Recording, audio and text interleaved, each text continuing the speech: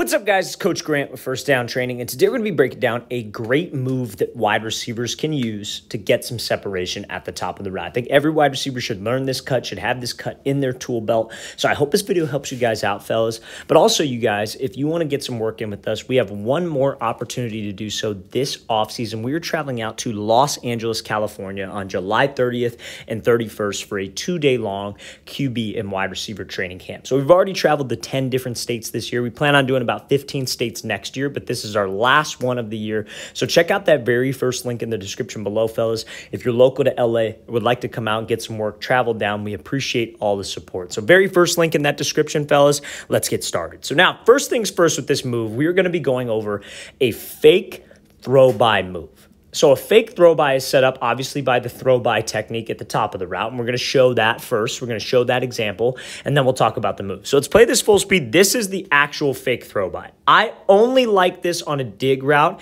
and the occasional out route where maybe it's a sprint out.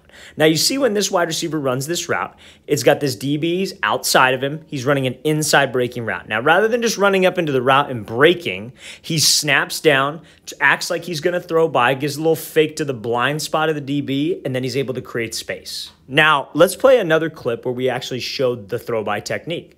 So this is Garrett Wilson. Now, he takes an inside release on an out route, and you see how he slips back underneath. That is what we were trying to sell, right? Because if I go here, and maybe you're a team that likes to run a lot of, out routes. They cut the split down to the wide receiver. You're running a lot of throw-bys, right? Maybe you've done a throw-by once or twice. This is a great way to set it up. So we take this out route. Now, again, DBs line up outside shade. So I would attack him outside, take what he gives me, which is the inside release on the route. So he attacks him, takes what he gives him.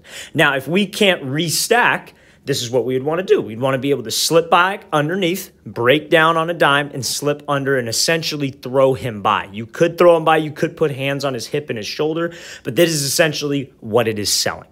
So now let's go back to the move. So now on this first move, this would be something where, okay, let's say maybe you're running a dig route. You get this outside shade look, you get head up press, and you're able to take an inside release on it. Okay, so if you take the inside release on a dig, there are a couple different ways you could do it. Now, one of the main things that a lot of people don't understand is timing at the top of the break. They think that every single move is going to work in every single situation. And you see it oftentimes. You'll see it in like one-on-ones. You'll see it when guys are in 7-on-7.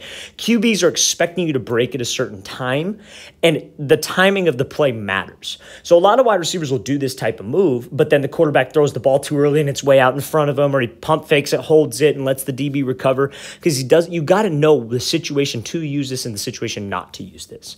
So we're using this on a dig. This is probably my favorite situation to use it. But see, when you guys use it on this situation, because it's a longer developing move, you got to make sure that you're not a first read. It's not a concept where you're doing like a post dig and the slot's running like a pivot route or a whip route and the quarterback's looking to throw to you first.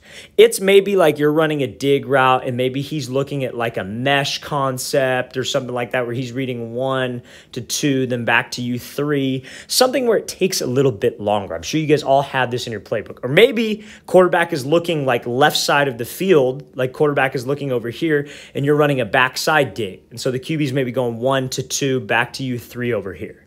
That's when you'd want to use it. You don't want to use it when you're a first read because the quarterback needs you out of the break quickly when you are a first read.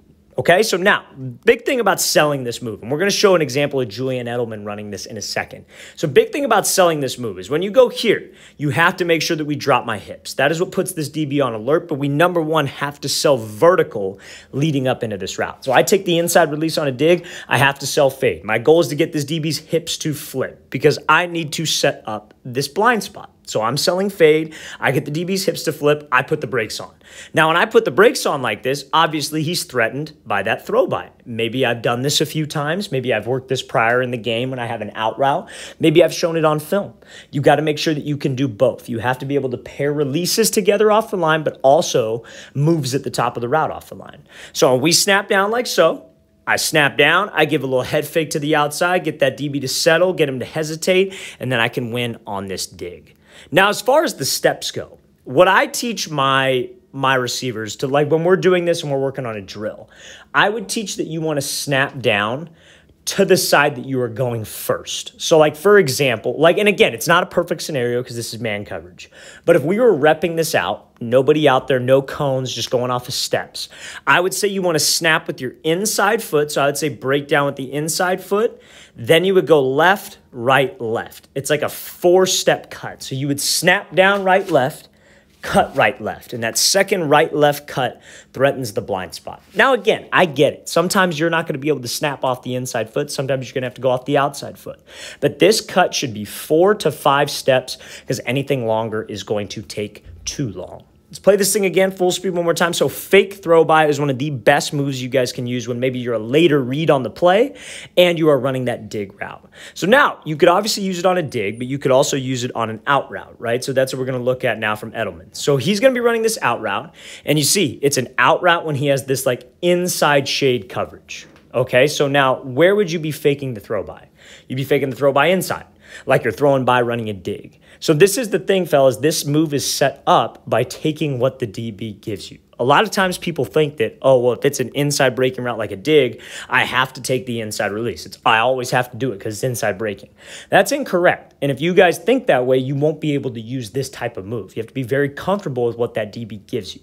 So let's play this thing full speed. So Edelman comes out here, breaks down, gives a fake to that blind spot, and slips back out. So again, kind of like the throw by from Garrett Wilson where he doesn't necessarily use his hands. If he was a little bit closer, you could definitely use your hands and put it on his hip and put it on his shoulder.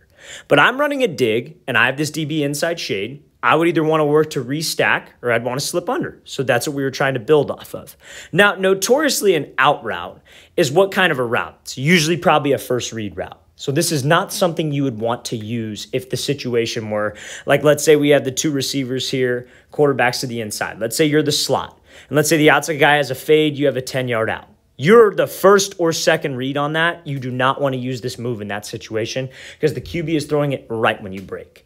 Now, you wouldn't want to use it again if you were maybe the outside wide receiver and you had that 10-yard speed out and this guy had maybe like a hook to the inside because you're the first read on that.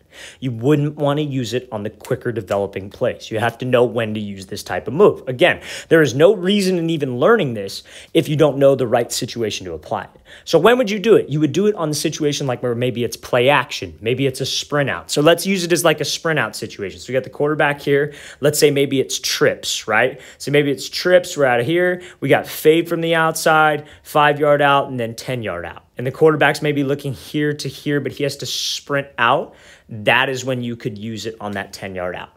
You do not want to use this when you are first read on that out route. So make sure, fellas, if we're going to do it on the out route, we have to make sure I'm selling fade. Let's get that DB to flip his hips. I put the brakes on. I threaten the blind spot, get him to flip out of there, and I could create space to the outside. So a fake throw-by move can be used on that dig or that out route if it is in the right situation. So get the DB to flip, snap that thing off, act like we're faking the throw-by on a 90, slip back to the outside. Let's play this thing again, full speed one more time. This is a great move that you guys can have in your tool belt to be able to create separation in these one-on-one opportunities.